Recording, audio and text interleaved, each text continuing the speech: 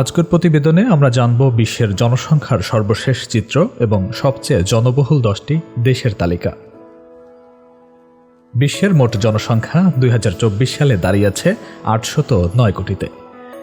এই বিশাল জনসংখ্যার মধ্যে এককভাবে নেতৃত্ব দিচ্ছে এশিয়ার দুটি দেশ, ভারত এবং চীন। আসুন বিস্তারিত জেনে নেই। ভারত বিশ্বের সর্বাধিক জনসংখ্যাবহুল দেশ এখন ভারত। 2024 সালের হিসাব অনুযায়ী ভারতের জনসংখ্যা পৌঁছেছে 140.91 কোটিতে। দ্রুত জনসংখ্যা বৃদ্ধির কারণে ভারত চীনকে ছাড়িয়ে গেছে। চীন একসময় শীর্ষে থাকা চীন বর্তমানে দ্বিতীয় অবস্থানে।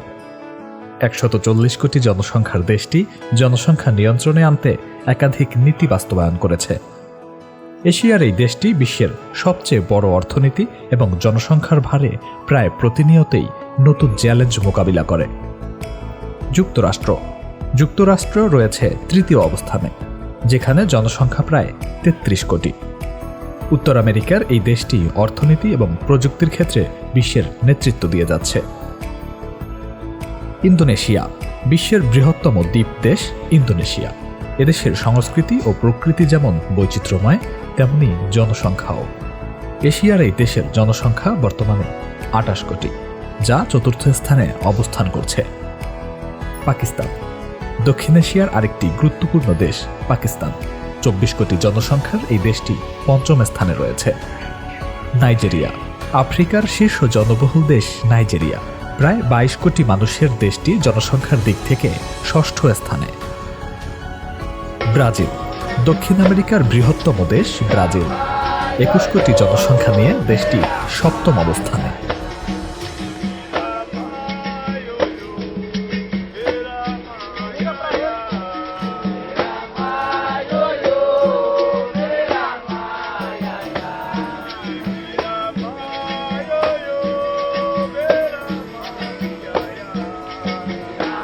বাংলাদেশ বিশ্বের অন্যতম ঘনবসতিপূর্ণ দেশ আমাদের প্রিয় বাংলাদেশ।